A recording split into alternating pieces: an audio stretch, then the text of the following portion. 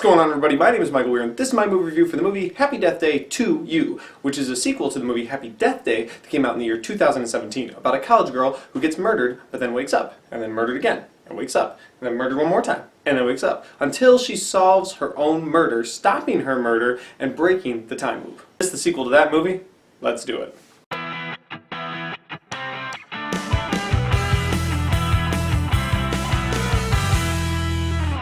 What's going on, everybody? My name is Michael Weer, and this is my movie review for the movie Happy Death Day to You, which is, of course, a sequel to the 2017 movie Happy Death Day, which is about a college girl. Well, wait a minute.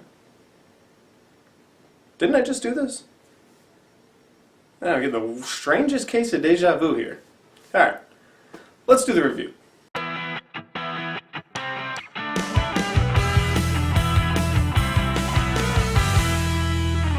What's going on, everybody? My name is Michael Weer, and this is my movie review for the movie... Oh, okay, hold on. Something's wrong here.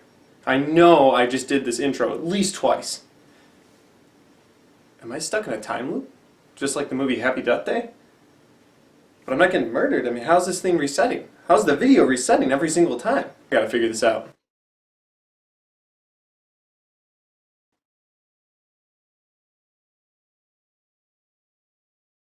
I've done some research on this, and I'm just not sure exactly what's going on here, but it seems like every time I roll the intro music, the video resets itself. So, with some help from my very beautiful wife, we created a new intro. Maybe that'll break the time loop? Worth a shot.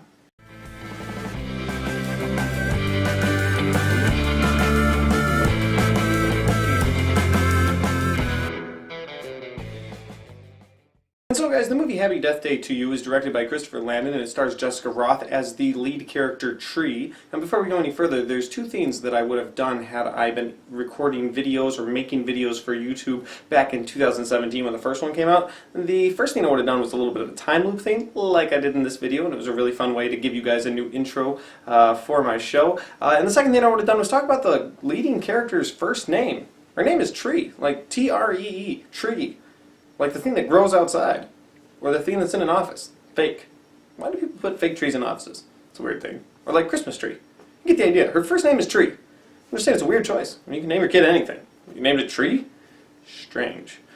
Moving on. Guys, the movie starts like any horror movie. A boy, this time, wakes up in his car. His name is Ryan. He gets out of his car and he goes to his class, and then some stuff happens, and all of a sudden he's getting creepy pictures of himself sent to his messenger, and he's like, that's weird, I'm all alone. Who's taking these pictures? And of course he keeps following the pictures that are sent to him until he gets to a very dark room with a very dark closet. When he opens that closet, bam! He gets killed. And the day resets again for him. So that's how the movie starts, and I was like, okay, so this is a little bit of a twist. It's somebody else where the day is going to reset. So of course he goes to Tree, who just had this happen to her in the other movie a previous 11 times, and he's like, you gotta help me, I don't know what's going on. She's like, I just had this happen to me, so now we're gonna solve this, we're gonna figure this out, let's figure out what it is. At this point, the movie turns into more of a science fiction movie than it does a horror movie, which... completely unexpected, completely out of left field. Like, I had no idea this movie was going to turn into a science fiction movie. I wanted to see it. At this point, it stopped being scary. There were a few elements of horror, like pop-out scares, but for the most part, this movie was a science fiction movie, which was pretty fun, and a clever way to make a sequel seem fresh. There are a few twists and turns at the beginning of this movie, and the next twist and turn this movie takes is the Tree character. She gets not only bumped back into the time loop, but sent into a different dimension. So it's her world, but things are different. So instead of her dead mom in the dimension she's from, her mom's actually alive. And instead of the boy she's in love with, he actually has a different girlfriend. So you get the idea. There's differences in this life, some good, some negative. But the one constant is that she continues to die.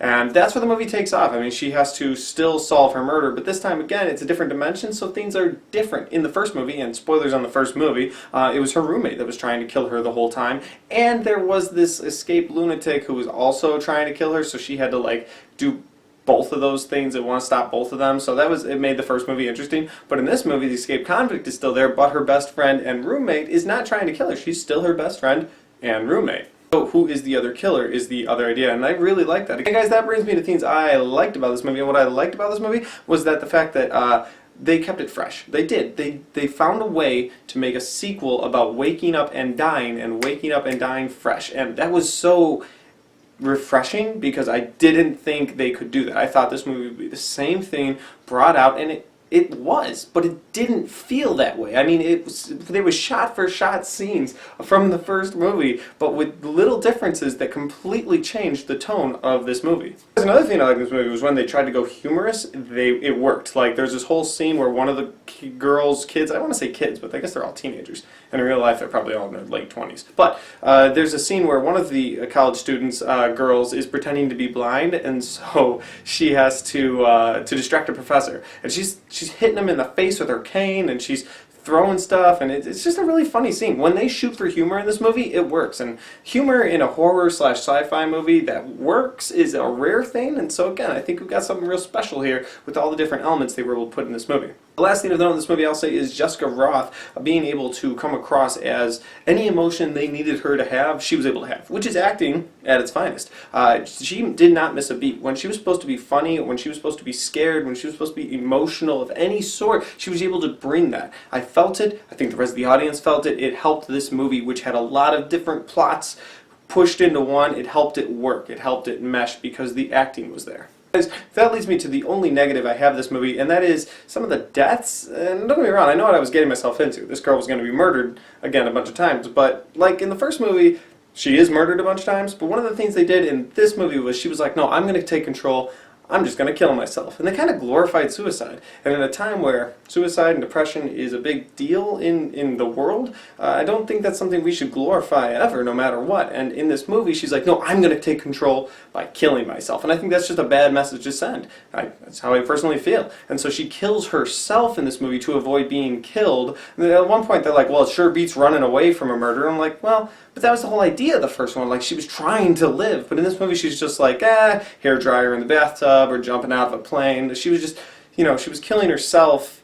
And it didn't sit well with me. It just didn't feel right. Like, again, I feel like they glorified suicide, and didn't like that. Those are my thoughts on the movie. Overall, I enjoyed this movie. I thought this movie was a fun time. This is a movie I will revisit again. I actually can't wait to sit down with both Happy Death Day and Happy Death Day 2 and watch both of them back to back. Like when this movie comes out on digital, I'm going to have to do that, just watch them back to back, because it was just a lot of fun. It was a good time. I enjoyed it. And so guys, with that being said, I gotta go ahead and give the movie this rating. And so guys, with that being said, I gotta go ahead and give the movie this rating. And so guys, with that being said, I gotta go ahead and give the movie this rating. Get the idea. It's kind of a time loop, just like the movie.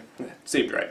And guys, that's my movie review. If you enjoy this movie review, hit the like button. If you want to share this movie review, please do that. Guys, if you've seen this movie and you want to put your comments and thoughts in the comment section down below, make sure you do that. I love going back and forth with you guys talking about movies. And finally, guys, if you haven't subscribed yet, make sure you do that, because we got a lot of content coming your way. Thanks for watching, and I'll see you next time. Nailed it.